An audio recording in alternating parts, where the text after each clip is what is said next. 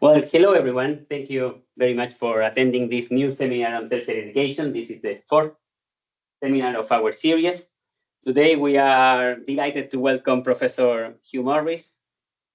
Hugh is currently doing a secondment from the Welsh Government to the Institute of Education in UCL. Before that, he has been working as a director of skills, higher education, and lifelong learning in Wales. And before that, he has had different roles in different universities and UK institutions. Today, he's going to present on the transition in Wales from towards a tertiary education system. And as other seminars, the presentation will last around 45 or 50 minutes, and then we are going to have 25 minutes for questions and comments. This presentation is going to be recorded and it's going to be available online in our YouTube channel. You can look for SKOPE Oxford, and you are going to find the recordings of this seminar and also the previous seminars that are already online. So over to you, Hugh. Thanks very much, Gonzalo, and welcome everyone here in person and online. As Gonzalo has said, I've been involved in tertiary education, higher education for some time, and spent a fair bit of that in Wales over the last 15 years or so. So what I'm going to do today is talk about tertiary education broadly, conceptually. I'm also going to talk about the specific experience of Wales. And what I hope to do is build on what happened in previous seminars and draw some connections with the things that James said, the things that Anne-Marie said, and the things that Gavin said. The structure of the presentation is basically divided into 6 parts. I'm going to be talking about what is tertiary education, what are those conceptual definitions. I'm then going to talk about the history of post-compulsory education in Wales. This is in order to put the developments recently in some form of historical context. I then want to talk about tertiary policy and legislative initiatives in Wales, particularly over the last 29 to 30 years. And then I'm going to talk about the progress to date, where those things have worked, where they haven't worked, where they've been engaged with, and where they've been ignored. And then what I want to try to do rather ambitiously is try to make some theoretical and conceptual connections. I'm particularly keen to move beyond the nation state as the unit of analysis and to consider some broader economic institutional changes that are happening in different parts of the world and how they impact on countries or nations like Wales within structures like the UK, and what it might mean for other places, particularly draw a between those international changes and what happens locally, as well as what happens at the nation and the state level. So what do we mean when we use the term tertiary education? Well, one of the challenges is that there's not a lot of agreement about that. And for me, I think there are 3 main uses of the term tertiary education. And sometimes we slip between those different definitions unknowingly. So the first use of the term is to refer to the full range of organised learning that takes place after of compulsory schooling. Okay, so tertiary comes after secondary, and secondary comes after primary. And if we go back over 150 years, we can see how governments in developed countries developed a primary education system as a consequence of industrialization, developed a secondary education system, and then were left with a range of other things that UNESCO, the OECD, EU, and others started to call tertiary education. That definition process, which began in the 60s and continued through, as Gavin was outlining last week, to most recently 2011, led to tertiary education being defined in form a classification system, which is called ISCED or ISCED. You could say cynically that any group of people who want to take over another area or influence another group of people, mapping that territory is a fundamental first stage in establishing power over an area. And arguably, you could say that some of these international organisations have sought to gain influence and gain power by mapping territories in this way. So that's the critical as opposed to the analytic account. The third thing that tertiary comes to mean is it comes to mean systems of governance. And we'll see in a moment, moving beyond the ISED definitions that you saw last week. I won't go through them in great detail, but in the latest iteration, there are broadly 9 classifications. The 9th is not elsewhere classified, but broadly it's a hierarchy, and there are some presumptions about travelling through those levels, which we'll see later is problematic for a whole variety of reasons. So that's the second of the definitions, the UNESCO OECD definition. The third definition, and I know Ellen's done a great deal of good work in this area and has helped us to crystallise the thinking on what tertiary education means in governance terms. So in a paper she wrote for policy reviews in higher education in 2023, it's got 5 main components. A single integrated agency oversees that space. There's significantly strengthened TVET, so that is training and vocational education and training, and further education and training, CVET and FET. There's a mandatory national credit accumulation and transfer system.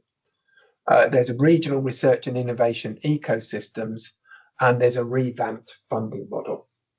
Right. So as we go forward, we'll be touching on how some of these different ways of defining might help us to understand what's happened in Wales. And if you ask me questions later, I'll attempt to answer questions about what's happened in other countries. Now, I think it's really important to understand where we are now by reference to where we've been in the past. And I get told off by historians for periodising history, but let's have a go at trying to make it manageable. If we look at education in Wales, there's an early industrialisation period from the 1750s to 1870, when there isn't a lot of direct national state interference in education, and education is predominantly a private activity. For the wealthy, that happens in elite institutions if they can afford it, or it happens through forms of apprenticeship if they can't, or for other groups it happens through Sunday schools and other things that are used as a mechanism for developing literacy and other rudimentary skills. In Wales, the tradition of sending the sons of local gentry off to Oxford to Jesus College to train to be clergy suffered a bit of an interruption because of the Napoleonic Wars and the recession that followed after that, and led, I would argue, others might have a different view, to the formation of St David's College, which is the first higher education institution in Wales in 1822. Not a university, but a place where you could get a degree, originally in divinity. We then move in to the expansion of empire, and Wales becomes very much the engine room of that empire. It supplies the coal for the battleships and steam engines that go around the world to expand the British Empire. It provides the steel. It provides a lot of the armed forces. It's a place where you go off and fight in South Africa or fight in some other part of the world. But then again, towards the end of this period, we have another big recession, the Long Recession, in the 1870s. I would argue that coincides with a lot of the moves into state requirement for formal education. So there's a series of education acts in England with expression in Wales that introduce compulsory schooling initially from 5 to 10, then to 11, then to 12, then to 14, and so forth. And running alongside that is the formation of what we now would see as the main universities in Wales. So Aberystwyth University is founded initially as a university college in Aberystwyth on the site of a hotel that went bankrupt because of the recession. That will come back to haunt us a bit later in this story. And then that's followed by other regional universities in Bangor and Cardiff. And then towards the end of this period, the formation of another university focused on technical and engineering skills in Swansea. We also see a groundswell of popular community interest in education, the formation of 200 miners' institutes and workers' halls, where a lot of the education training was done by work people for themselves. And as I've already indicated, there was a growth of literacy through compulsory schooling. And at the end of this period, there was the formation of the Workers' Education Association, which took forward a UK-wide agenda of adult learning. So those are the first two periods. Let's move on a bit and to the interwar period. So we have reindustrialisation as Wales becomes a centre for creating the armaments that are needed in modern economic war. We see in the period after the Second World War, the extension of funding for higher education through the Anderson Review in 1961, the encouragement of more higher education through the Robbins Review in 1963, and then the Woolwich speech by Anthony Crossland that brings in the Polytechnic movement and other forms of technically orientated higher education. At that time, the long-run decline in the coal industry that had begun after the First World War is continuing. Steel industry is getting into trouble, and various attempts are made to rebuild the industrial base of Wales. After the Second World War, the empire slips away from the UK, and so Wales doesn't have so much of a captured market for a lot of what's done, and there are other developments. Perhaps most importantly, joining the European Economic Community, as was then in 1974-75. Thatcherism in the 1980s and its successor in the form of Majorism accelerates this long-run period of industrial decline that had begun a lot earlier, but the pits are closed, the steel works get into trouble, and there are major problems for the Welsh economy. The Single European Act provides a temporary respite because lots of overseas firms, particularly from Japan, want to locate inside the tariff walls that exist around the European Economic Community, and they locate to Wales, and there's a bit of an upsurge. And then more recently, with the Single European Act, there's regional development funding to pay for significant investments in post-school education, training and development through European regional development funding. That continues into the modern period and up to Brexit, but there are still significant problems. And towards the end of the period and in the contemporary phase, we have a situation in Wales where 25% of all employees in employment work in the public sector, and 19% of all the other employees are in some receipt of some form of state-sponsored benefit. That's higher than most other places in the UK. Okay.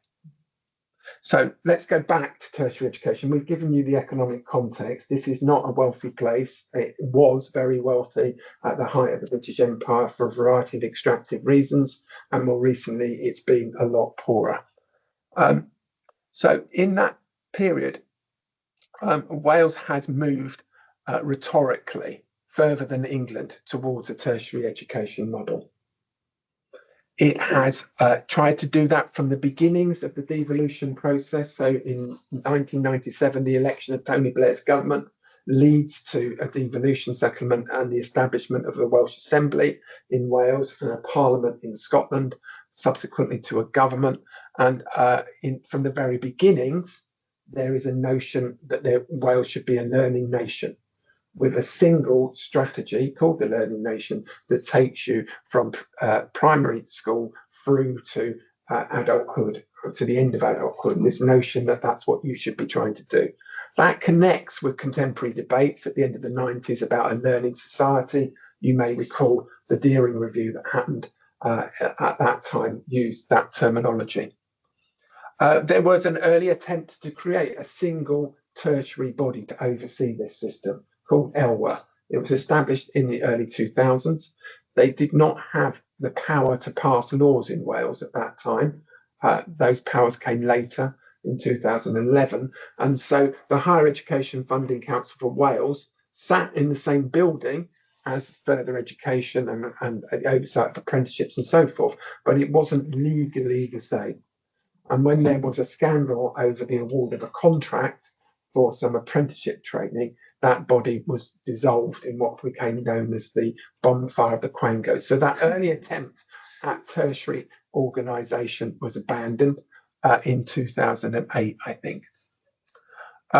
Over the period from devolution to until about mid-2010s, further education colleges rationalised substantially. The number of further education colleges halved. They consolidated. There was significant investment in them.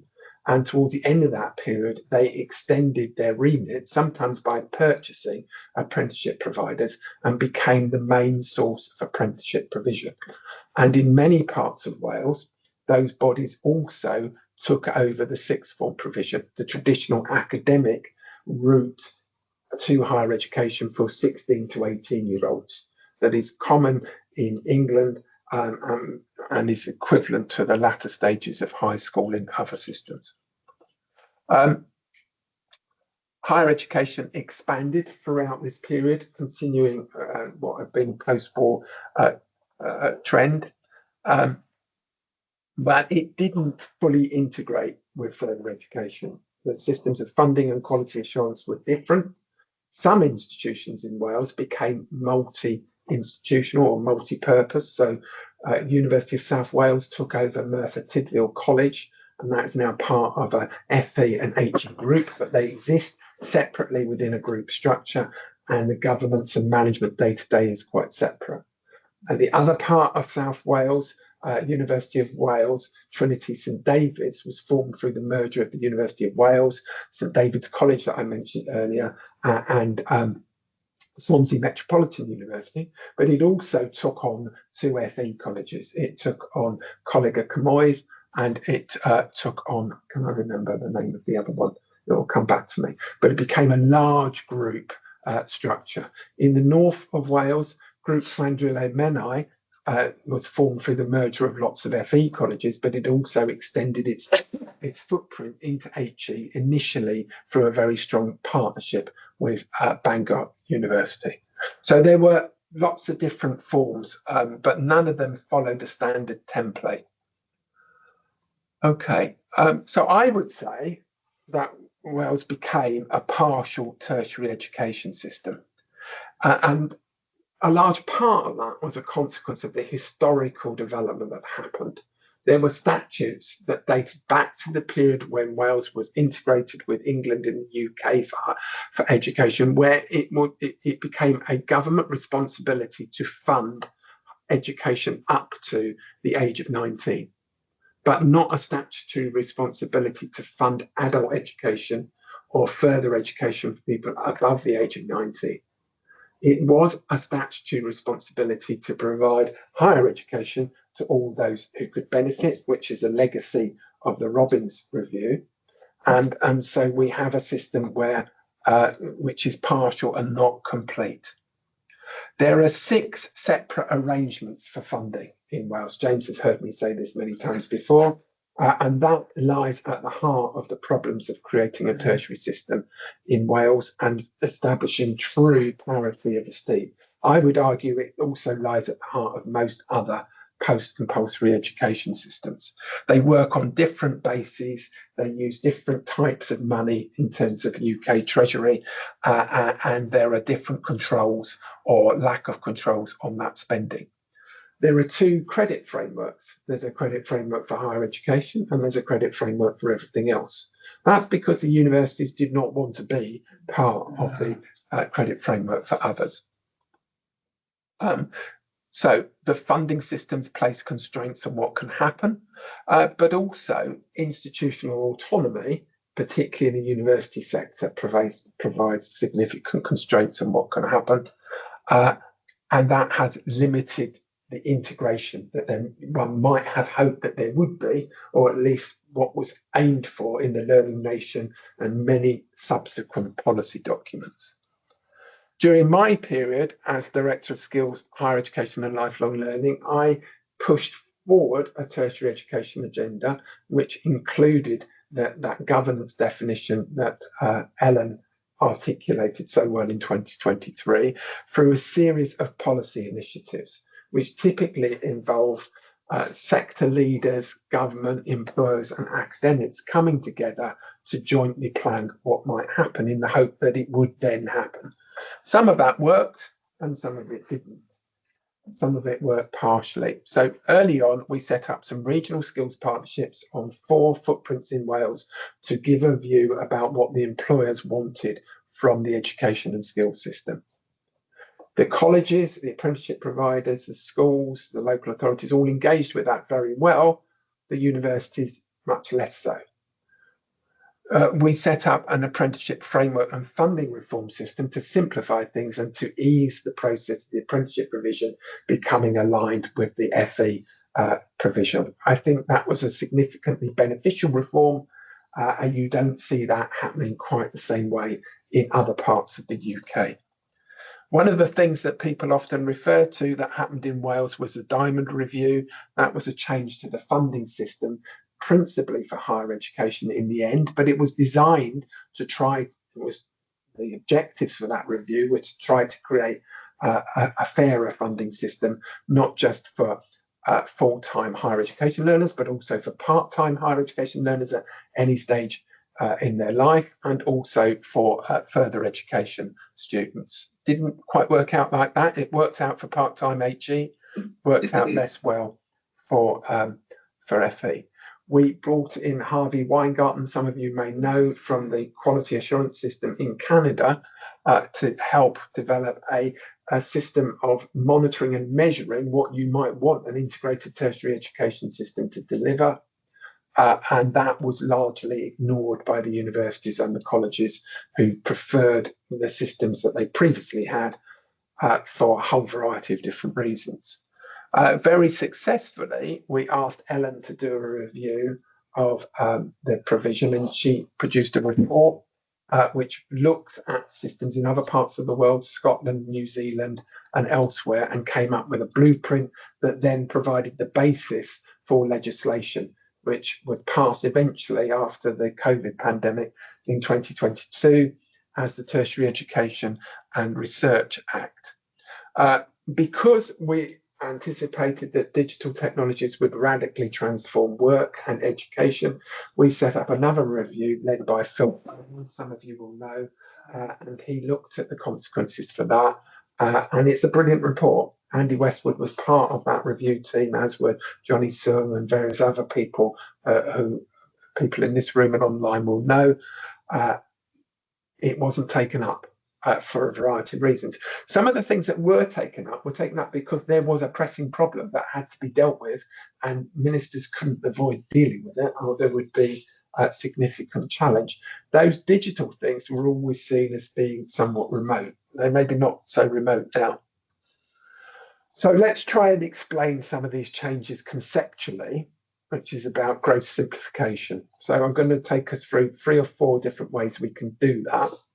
So we can do it by reference to Simon Marginson's notion of, I'm not going to be able to pronounce this, glomancle. Yeah, glomancle. So as I understand that, in several papers, he talks about globalization being mediated by national and local responses. And so as a framework for comparing nations and comparing localities and regions as they respond to globalization, that seems an eminently sensible thing to do. I would argue we need to put some colour on that. We need to put some texture and some flavour on that. And I'm quite intrigued that Michael Shattuck has used the notion of hinterlands and governments looking after hinterlands in some of the work that he's done at the Oxford Centre for Global Higher Education, in a paper most recently, The Hinterland Issue in European Higher Education. He looks at Portugal, Norway, and looks at the UK and other places, Ireland. Ellen helped with that study. I'm particularly intrigued because there's a very popular bilingual drama series in Wales called Hinterland or Y Gwyl, which is set in Aberystwyth, the heart of the hinterland in Wales, and the backdrop to that is, it's a difficult place to get to. It takes me 4 hours from Cardiff to get to Aberystwyth. God knows how long it would take you from Oxford. But I think we need to have some geographical notions of how modern globalization plays out differently in different places. And there are some commonalities between what's happening there and what's happening in parts of Norway and what's happening in parts of Nevada and Oregon and in the US and northern Canada, and I would argue, but Lisa and Gavin will tell me differently, in parts of Australia and so forth. Now, that's about economic forces playing out differently in different parts of the world, but they come up against cultural forces and interpretations of cultural forces. So some writers that I'm quite impressed by the ability that they have for analysing data include David Frank and John Mayer, who have this notion of a global knowledge society. And in that, there is an archetype, a meme, a notion of what a university consists of, and that travels the world. And they're charted from Bologna through Paris to Oxford and on via institutions in Germany to Johns Hopkins in the States, the Modern Research University, and on through other parts of the world. Now, I would argue those notions of university changed very substantially. Henry Newman's view of what higher education was at Oxford in the late 19th century is a world away from the modern US elite research university that's privately funded. But anyway, it does have a major impact, and it has a big impact in the imaginary of university, particularly for global cosmopolitan elites and for the leaders of institutions of higher education. It's a great book on the University of Connecticut, although it's disguised as something else, by Gay Tushman, called Wanna Be You. And it charts how university leaders in the States all want to be like Stanford or Harvard, and how that impacts on all of the thinking. That gets interpreted in different ways in different countries, and bits of a model get taken up and bits of a model get invented. They don't exist in the States, but they get interpreted into places. Now, for me, that runs up against, go back to the hinterland argument, Wallerstein's world systems theory, that there is a periphery, there's a semi-periphery, and there's a core in a global economy. And that changes over time. You don't have to be a Marxist to believe this. There's a chap called William Waldegrave, who was until recently the Provost of Eton and a former government minister and the mentor of David Willits. And he wrote a fantastic book a few years ago called 3 into 1, which basically charts that same argument, but from a one nation Tory perspective. He argues that the UK had a fantastic strategic position as being at the heart of empire, the heart of a relationship to the US, and the heart of a relationship to the European Union, was able to balance off those forces and gain economic advantage. More recently, people have said, well, that blew up with the end of empire from the 60s onwards. It blew up with the end of the financial links with the States with the global financial crisis, and it blew up with the EU relationship in the Brexit vote. I would argue that Wales is on the periphery of the UK, and the UK is increasingly on the periphery of some of these other places. It's not fully yet a peripheral state in the way that some former empires have become. Portugal, Spain, have perhaps moved in that direction. It is currently a semi-peripheral state in transition, but in order to understand its prospects, you have to understand that history, you have to understand the economy, you have to understand how cultural forces are a countervail to that, and how they may be preventing people dealing with those economic realities. That plays out through, and I owe a debt of gratitude to Paul Ashwin for this, because 3 years ago he asked me a question in a similar seminar He said, Hugh, are you not really just saying that they've got different epistemic views? And I reflected on that hard, and I think that is correct. There are different groups who have different ways of knowing, different ways of being, different value sets. They may not be fully pronounced different cultures, but if we reach back to the work of Tony Beecher and the work that he did with Paul Trowler, we see that academic tribes in universities and higher education have their counterpart in tribes in FE, tribes in apprenticeship, tribes in government, tribes amongst employers, tribes amongst students, and those tribes sometimes come together and get on really well, as the women in the Horn of East Africa may have done. And sometimes they come together and clash very violently. They not see their common interests and create problems in their own transition to a better future. So there's been a fair bit of writing about this. I've mentioned Becher and Trowler more recently. There's Chris Daye writing about how this plays out in the context of AI and digital technologies.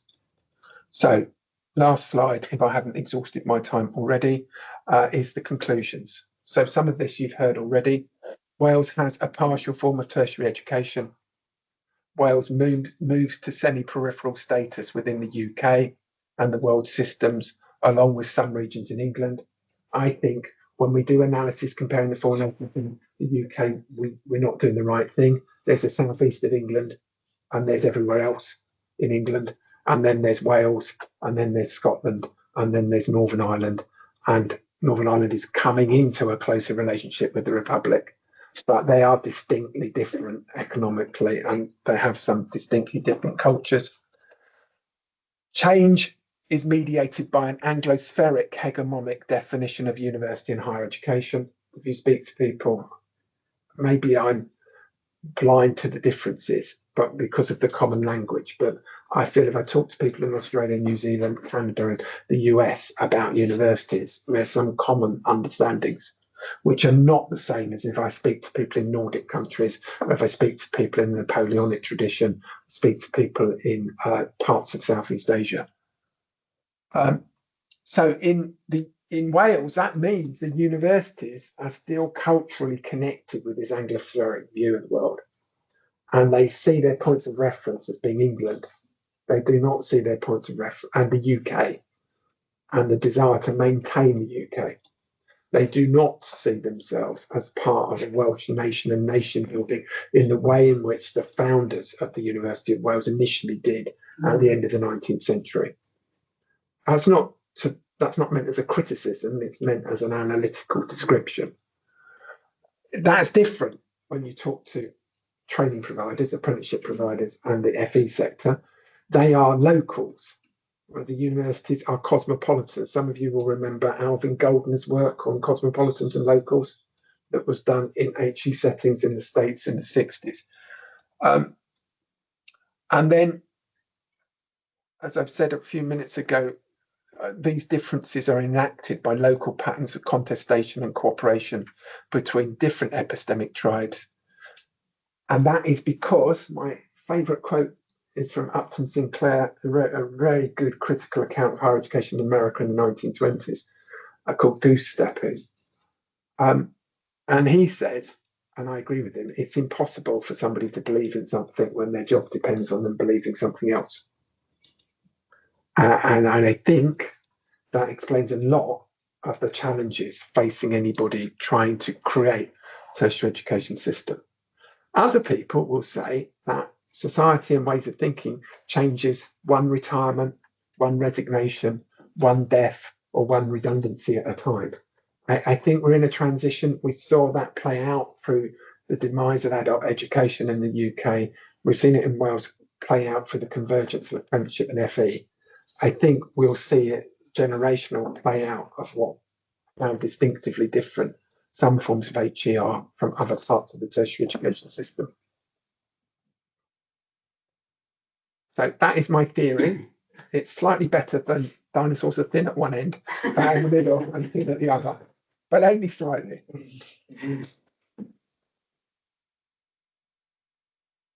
Thank you very much, Hugh. We have plenty of time for questions. Like, I'm going to try to take one question online, one in the room, one online, and so on. So we already have a question online. Michael, do you want to unmute yourself? Michael Hopkins? Right. Hello. Can you hear me? Hi. Yeah. Right. Shall I fire away? Yes, please. Okay. So thanks very much, Hugh. I worked with Dennis Gunning. I led the transformation project, the independent review, as it was called, which led to the rationalisation of the FE sector. Yeah. I left in 2010, shortly before your arrival. I'd be interested in your thoughts as to, you know, and be as frank as you like, particularly if it's not good news, as to what extent do you think that the outcomes of the project, the implementation of the project, benefited students? Okay, well, it's a very good question, Michael, and thank you, and congratulations on the good work that you did. I think the transformation project was successful in creating a large number of stronger institutions than previously existed. I may get the numbers. I think there are 13 further education colleges now in Wales. They have slightly different forms, but the best of those are amongst the very best in the UK. I was particularly pleased in the World Skills competition recently by just how brilliantly well a lot of institutions did in that, in comparison with their. I shouldn't be like this, but in Wales, with rugby and other things, we like to measure stuff by reference to other home nations that we may beat. The rugby, but in terms of world skills, it is going well, so that's great. Good. I came after you, Mike, was austerity. I think that because ministers were faced with the need to make savings because of the Cameron, Osborne and Liberal Democrat government, we were faced with the need to reduce expenditure, and because of what I said earlier about statutory responsibility to provide funding to 19 and to provide for higher education, that meant that post-19 student learning in Wales suffered from cutbacks. So if you look at the number of students in the system in Wales now, there are fewer, not unlike other parts of the UK. And a lot of the institutions that merged have not got the same number of students as they had before they merged. I think you would have to look in detail at what happened in each of them. I think much of that, if not most, all of it, was driven by austerity. The challenge now, and I've written about that recently, and playing with fire, because somebody will come and do me in, is that the colleges are doing very much better than the universities. And there is massive demand from learners for FE and apprenticeships, and there isn't the funding to pay for it. So that some people will know there's a review going on in Wales at the moment in the run up to the election, and the Gorgon's knot that they're being asked to contend with is how do you pay for this? We have a situation where the combined deficit of the universities is well, it's about 150 million for the 8 universities, of which 3 universities 114 million deficit in the last year. And those universities, let's go back to Umpton Sinclair, they want some money to keep those jobs. And the FE sector wants some money to pay for the 4,000 students they couldn't enrol last year. The argument I make elsewhere is, why don't we look at the regional skills partnerships views? And it's not just about skills, it's about education. What are the needs of communities? What are the needs of employers now and into the future? Can we align provision better with that? We've only got so much money. It is great to pay for everything we ever want to study, but there isn't enough money probably to pay for that and maintain current cost structures. We could reduce the costs, and there's lots of ways of doing that. And maybe that's part of what people need to be planning for. So, Mike, it was a very long-winded answer. I'm giving you a virtual round of applause for the great work you did on the transformation project. But that's my view about where we are now. I'm very grateful. Very grateful. Thank you. Lisa? I have a question, but maybe you could take your slides. Yeah, back sorry, again. yeah. Yeah, Okay. people can see. So I just want to play devil's advocate for Yeah. a minute. I don't necessarily agree with this, but I think it has to be asked.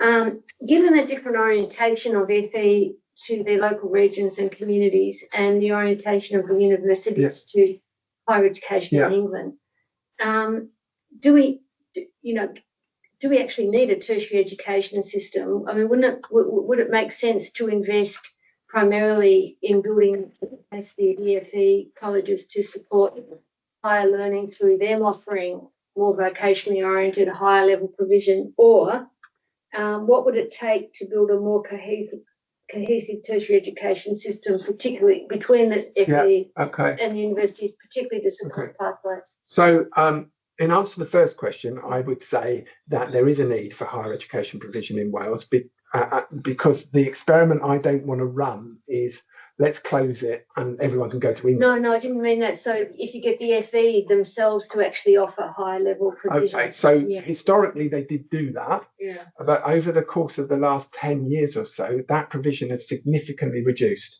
And there are a variety of reasons for that. One of them is that the universities have stopped them expanding into that space through a variety of clever regulatory controls that they've maintained. And the second reason is that it's never been a substantial part of their business to the point where the CEOs and principals have to make that something they think about every day. Where the big expansion has happened and has been incredibly successful, and I should have mentioned, is the Open University. Part-time higher education has gone off like a rocket in Wales and is much more cost-effective or economic than a lot of the others. And the traditional universities just don't go in that space. They've been reducing and reducing. So I think if you want to do a lot more adult, higher and further education, I would be talking to the Open University and its links with FE. The other thing I didn't mention enough was that HE, as it has been in the UK, more generally, was chasing international students on high fee income. And for some institutions, that made a lot of sense because the margins were very high. They could charge a line. But for some others, that was just a fashion. The margins were actually negative in real terms. Yeah, so I ran business schools for years. I have a dangerous affinity with accounts. If you do cost accounting on it, a lot of it was not a good idea, but it distracted attention. So one institution I won't name lost a third of its local students, lost a third of all of its students over the period of the last 6 years. Most of that loss was local students in deprived parts of Wales because they were seeking higher fee income students from other parts of the world, and they were probably doing that on a loss leader basis. There is a comment and a question from Ellen. Ellen, do you want to unmute?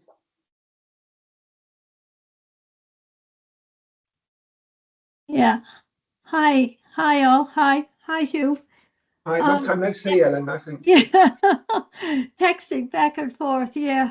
So thanks very much. I put up a question. It was really to get your view on the current. I mean, I guess as I mentioned to you the other day, I think, well, first of all, I think your assessment of where Wales sits and its positioning is right. I think, in fact, on some of the education stuff from the universities is what I describe as importing students and exporting graduates.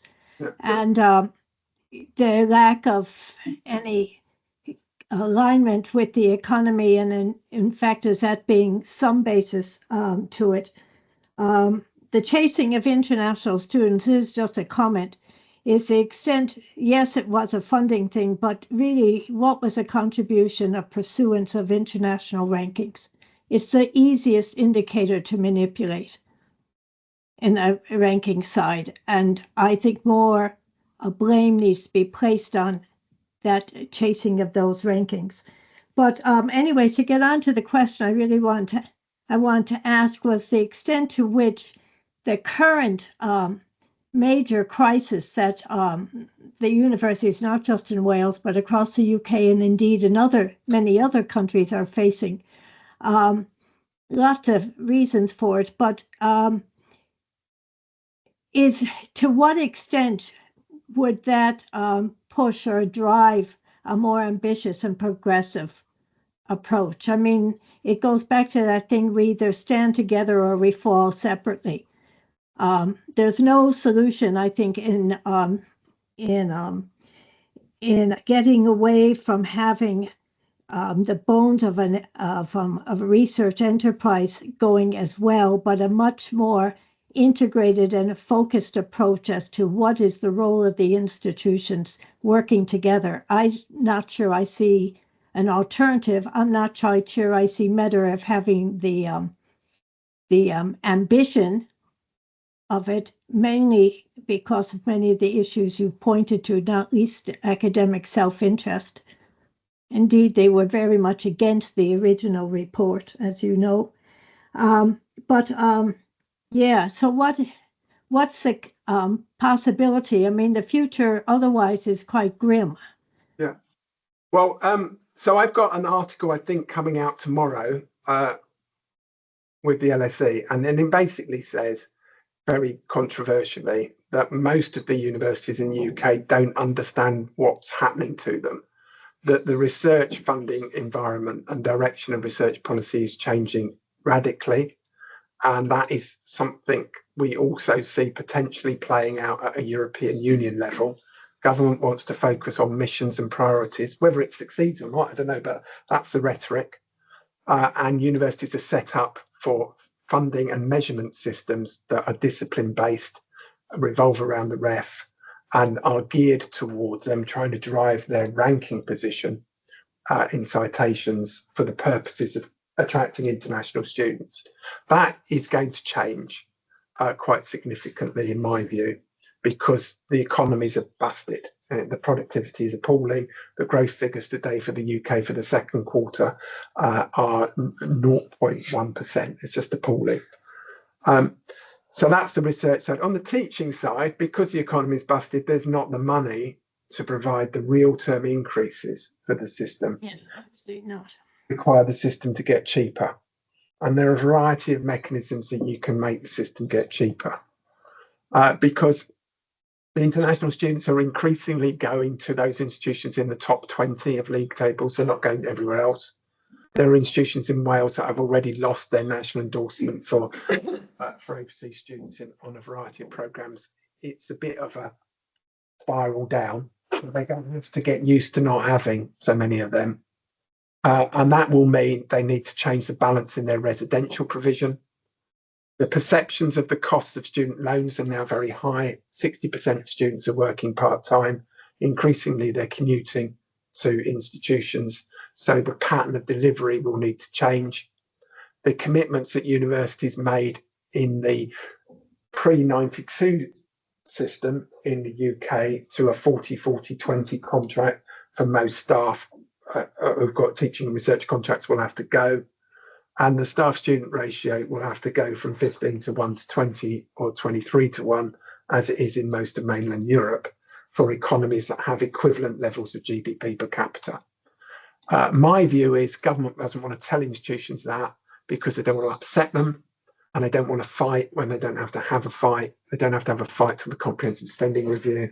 And university leaders don't want to tell their staff that because they don't want to have to lose their jobs. Where university leaders have told their staff that, and it's very pronounced in Wales, there's a vote of no confidence from the staff, and the institutional leader is then on a stopwatch, like some other leaders we might think about. So it's not a very optimistic scenario, except for those people who can see these changes coming and are planning for them and are preparing themselves and their colleagues for them. It's not hard to manage that transition. I upset people by the economy. 10% of businesses every year go bankrupt. We had one institution go bankrupt in the university sector in the last 50 years. That was a pivotal point. That made everyone behave very well for a generation. I did say, maybe I shouldn't have said this, to some people elsewhere in the UK, maybe we need a few controlled explosions to shake people out of their complacency. Manchester had to have a permanent centre of it in 1997 before it decided to get itself out of some complacency. I'm not advocating anybody dying or anybody being done in, but you have to face reality before you deal with it. Yeah, that's why I'm wondering. I mean, it is quite an existential threat facing many of the institutions. I think it is wider. As people may know, I'm on the Scottish review that's going on with the same sets of issues, and tinkering is not a solution. No.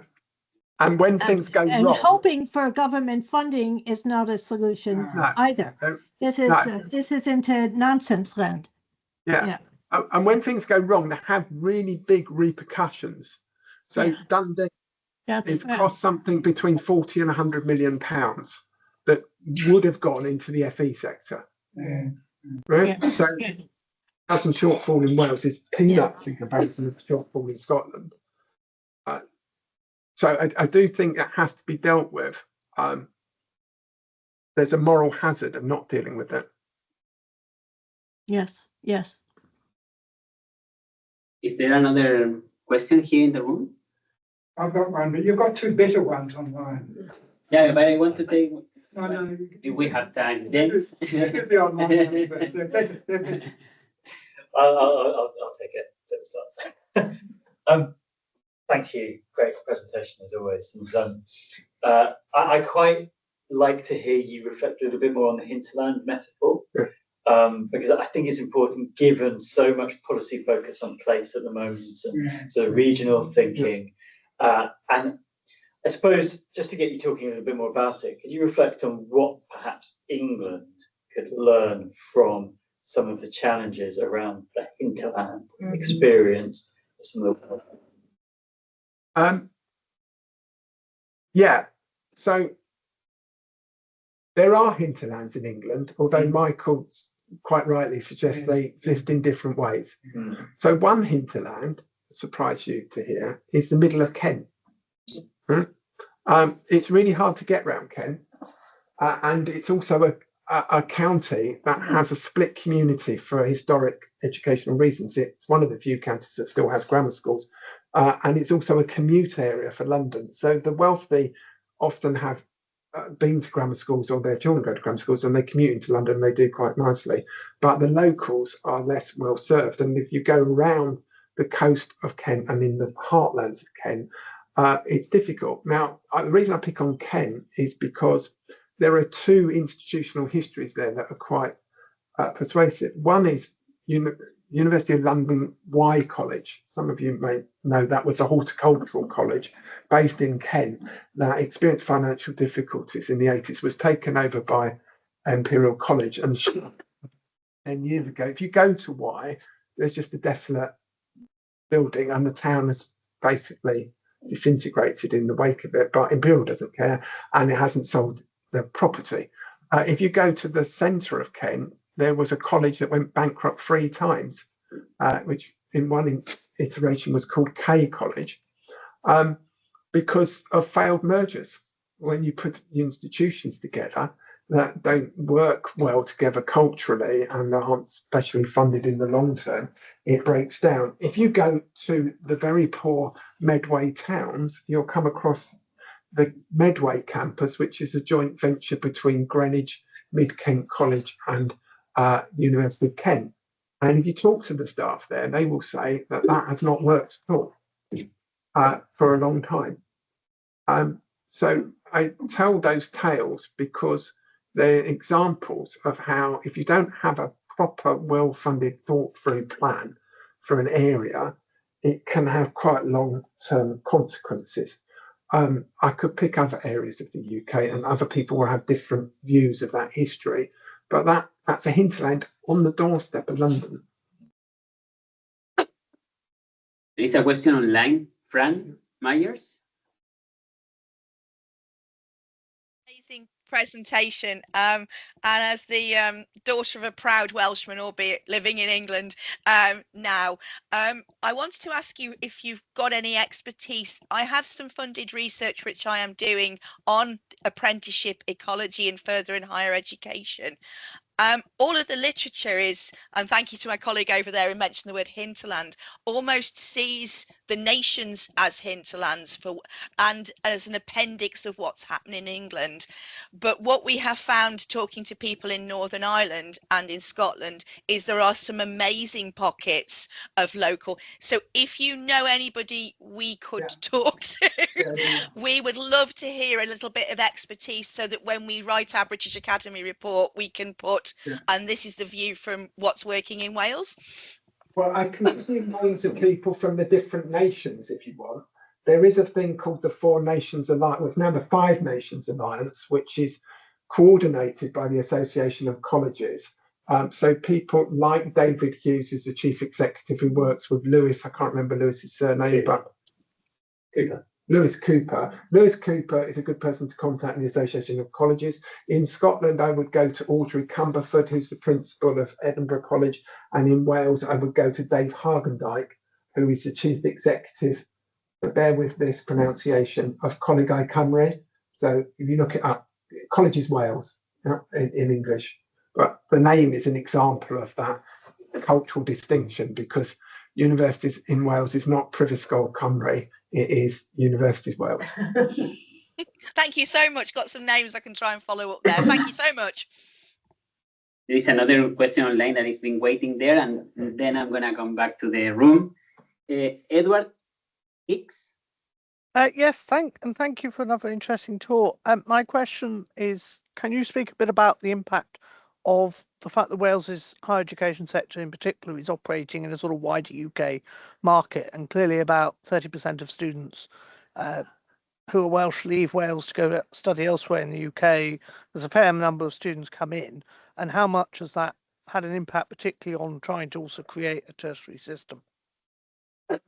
Yeah, so historically, and at the present time, about 60% of higher education students in Wales come from England. So as Ellen said earlier, it's a net importer of students. Large numbers of students leave Wales when they graduate. Some of them are Welsh, some of them are English returning. If you look at their lifetimes, quite a lot of them come back, as is the pattern in many other parts of the world, whether it's California, Taiwan, or Ireland. That what's been referred to as an Argonauts phenomenon happens. Welsh higher education institutions, like their Scottish equivalents, have always welcomed large numbers of English students coming in, partly because they see themselves as part of a UK system and there's a cultural affinity with England, and large numbers of the staff in Welsh universities are actually originally from England. I don't want to overplay the cultural differences between Wales and England. I mean, there are some cultural differences, but they're not necessarily what you might imagine. And large parts of Wales are very much like England. The debate going on at the moment in Wales in the run-up to the May election is, should there be stops put on Welsh students going to England? Because for some groups in Wales, increasingly in the universities that are in financial difficulty, Welsh students leaving Wales to go to England reduces the amount of funding for them. And there's one particular focus of IRE, which is a scheme called the SEREN scheme. SEREN is Welsh for star. The SEREN scheme was set up to pay for students to be trained to pass Oxbridge exams. And significant numbers of students have benefited from that, going to Oxford, Cambridge, Harvard, Yale, Stanford, all sorts of institutions around the world, including many Welsh institutions. But there is a desire to do that. Now, historically, when I was in government, the view of ministers was, we don't want to do that because, for a variety of reasons. Number one is the elite in Wales quite like to go to other parts of the world for their education. They may come back, but indeed many Welsh ministers studied in England. I won't embarrass myself or them by telling you which ones, but if anyone wants to go to the pub afterwards, I can be indiscreet. So then that's the first reason. The second reason is they don't think it will be electorally popular, but different parties have different views on that. The third reason, the reason I favoured, was when you start putting trade tariffs on people, sometimes they put them back on you. And if you're getting 60% of your students from England and you suddenly put up a tariff or non-tariff barrier in effect, you might discover they stop coming. And then where would you be? So I don't know if I've answered your question at all. I have riffed on some of the issues that lie behind that, but it's going to be a very hot topic in the coming election. And HEPI is about to publish some papers based on analysis that London Economics has done of what that would do to Welsh higher education institutions. So I know that Welsh higher education institutions will look at that, but others who might want to see how that plays out in different contexts might also. Is there another question in the room? Okay. Thank you. Thank you for a lovely presentation. Nice pictures. I think I'm asking Lisa's question in another way. In 1987, Martin Trow, who was an Anglo-US scholar, wrote, "What strikes an outsider, perhaps an American especially, is the enormous gulf that exists between further and higher education in Britain." As a former Canadian, I observe even now an enormous gulf between FE colleges and universities in England. And I gather from what you've said, the very big gulf between colleges and Wales. Is that a problem? Is that a problem that might be addressed by allowing further education colleges to develop their more senior level work and reduce that enormous gulf between the two institutions? Very good question. That's what I was asking. Well, so again, I think you can learn some interesting lessons from history. So Martin Trow, very intimately involved in the California system, because in his early career he was an industrial relations researcher, and with Lipset, Trow and Clark Kerr, they worked together as a research team, and Clark Kerr went on to be the head of the University of California and set up the California system, which created a credit transfer set of arrangements between community colleges, state universities and the University of California system, but also allowed space for private providers, both in the private elite higher education sector, private higher education and private training. That happened in the early 1960s. Sometimes, if you don't make a decision at the right point in time, you don't get to make that decision again. In 2009, there was a secret seminar at University of Warwick. David Willits was invited, and Nigel Thrift, the then Vice Chancellor at Warwick, invited the leaders of each of the systems in California over to brief David Willits about how the California system could be introduced into England, if not the wider UK. I had the good fortune of being there for that day, and David was very good and listened to everything that was said, and at the end of the meeting said, "No, I believe in markets," which is ironic because most people thought California had markets. So that choice was not pursued. There were significant measures in Wales to try to promote that connection, but ultimately, in private, in a pub, most FE leaders in Wales would not see themselves and their identity in any way as being equivalent to that of an HE leader. And I sort of can feel some affinity with that. Early in my career, I worked in Oxford and Imperial on a joint research project. And at the end of that, I didn't feel like I fitted in. And I went to work at Luton Institute of Higher Education, because I thought I want to do something for people from less affluent backgrounds. The affluent worker study was done in Luton, some of you may have heard of. And I went there because I felt my identity would align more with that because of my own class and status background.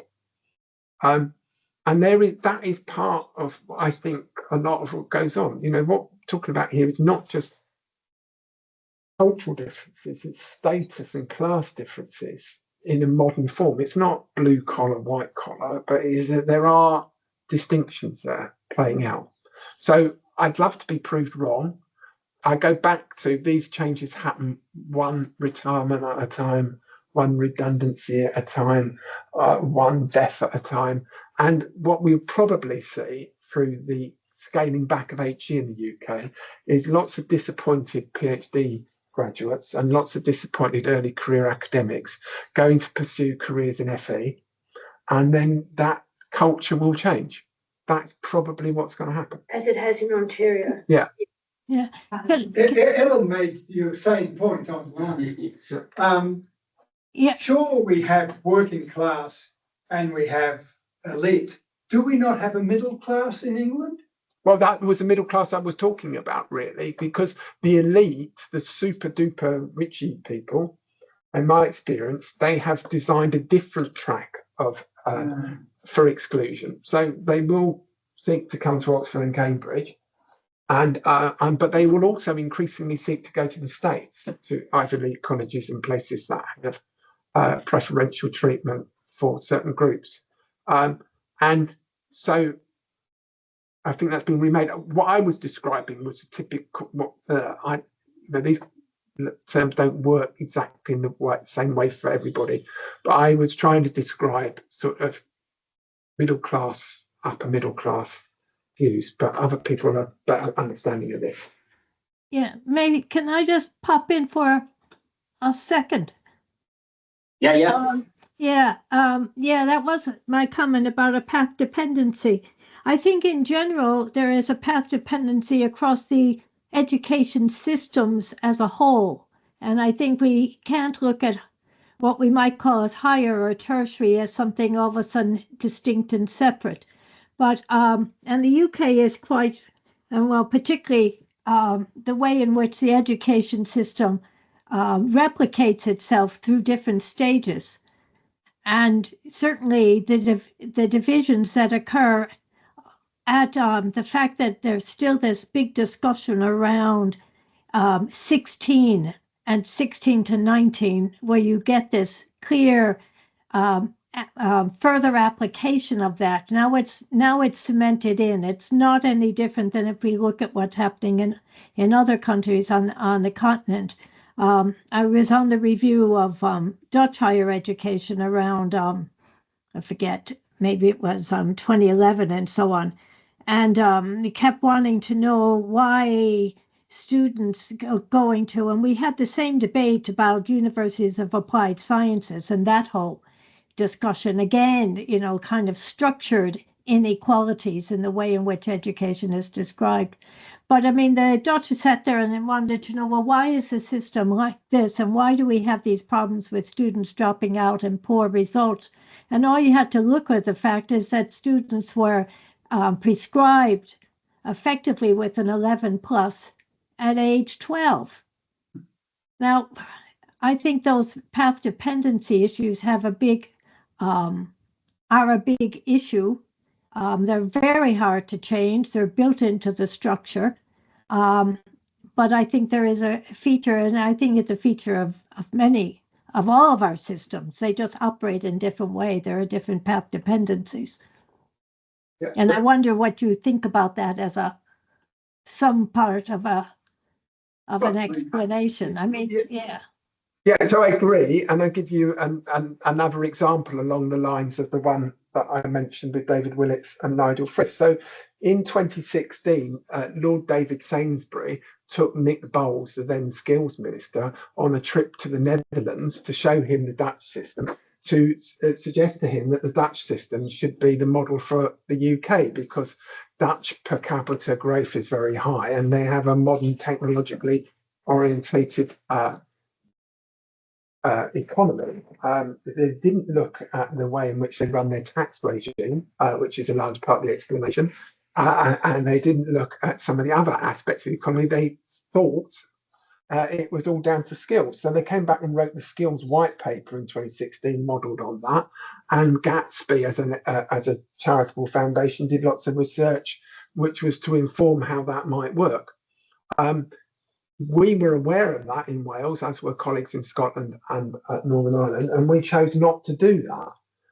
And so the system in Wales, it is not differentiated in that way, but it's like other parts of the UK, it's differentiated in other ways. So, and that is a consequence of the sharp elbows of the middle classes. The middle classes will always want their kids to do well. You're not going to stop that. So what the big unseen thing that happens in the UK is the enormous amounts of money put into private tuition for young children to help them through when they don't have that bifurcation in educational routes at 11 or 13 or 16 or 18. So the numbers are truly staggering in terms of the amount of money that goes into that.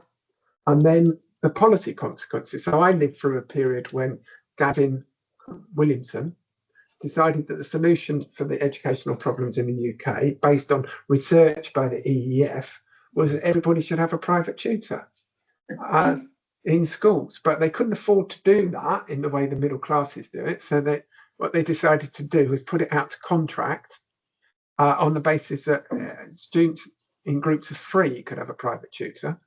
They didn't define the contract properly, so it got won by a Dutch recruitment company who came in at the lowest price, who then subcontracted it to school and college students in Southeast Asia who were providing the tuition. So there's many a slip between cup and lip, isn't there? And that's an example of policy learning gone wrong, isn't it? But it's also an example of how some systems don't easily translate into others. I can tell that we're getting close to the end of time, aren't we? Yeah, there is a question of Jonathan. Yeah, I guess I'm so in doing kind of international comparisons sometimes, right, you would look at like ISCED level enrollments or ISCED level attainments. And I came to the conclusion that like comparing tertiary attainments between jurisdictions is more or less meaningless because ISCED 5 is not it's done in community colleges in Canada because we don't have good vocational programs, and it's done in work in Germany, and so it doesn't mean something, right? So 6, 7, 8 means something, but the 5 doesn't as a linear comparison, right? So just thinking about that and then thinking about, I don't like, in a way, I think like the UK does have Fachhochschulen, really. Like the Polytechnic merger with the university system was not a fully completed thing, right? Like it's not a formal division, but the division of what these institutions does exists to a degree. Like, so is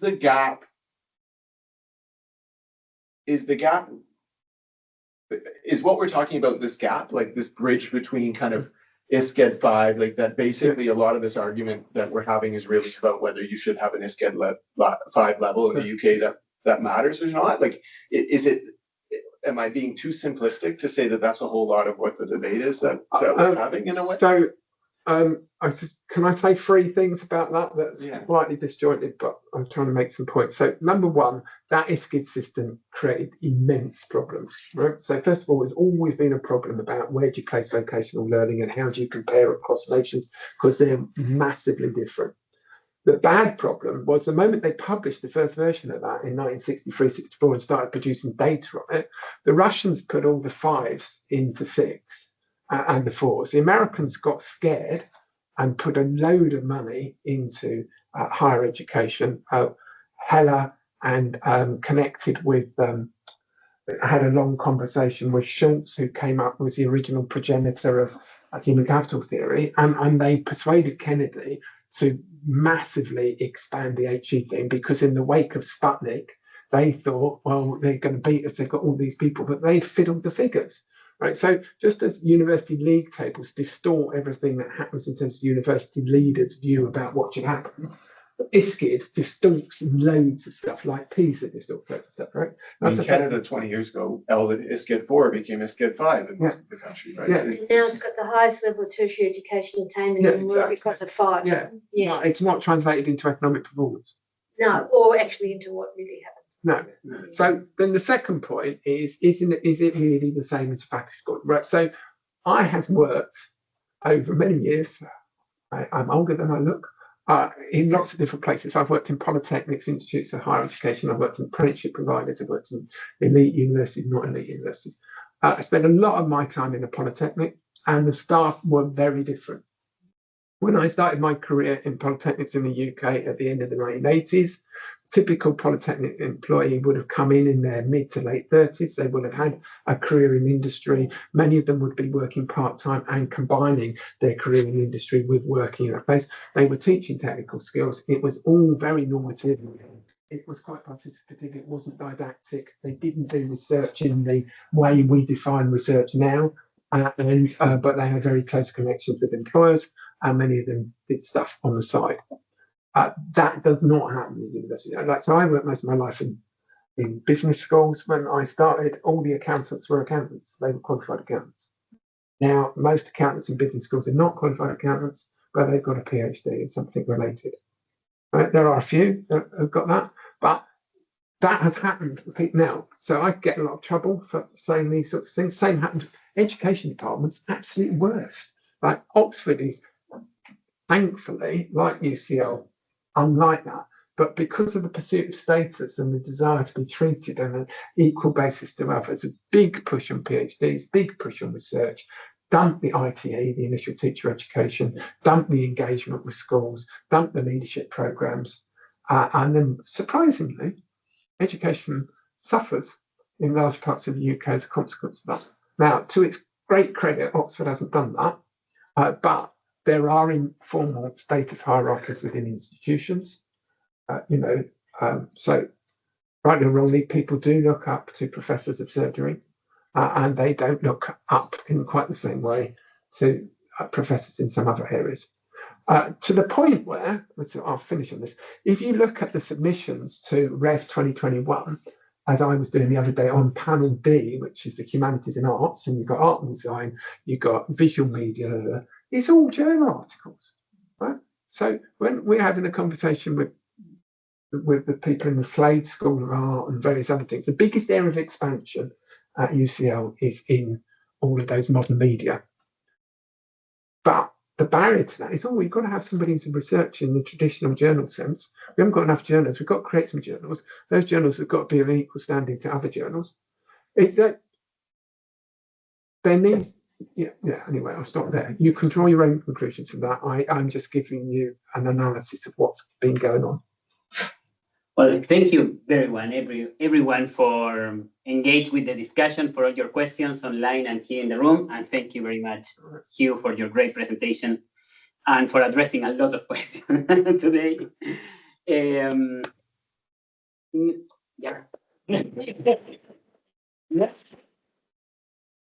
Next week, we are going to have in our seminar 2 presenters, Lisa Wellaham and Chris Milward. So we hope to see you here in this room at this time next week, next Thursday.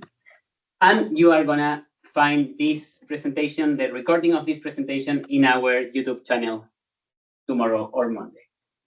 So, thank you. Thank you.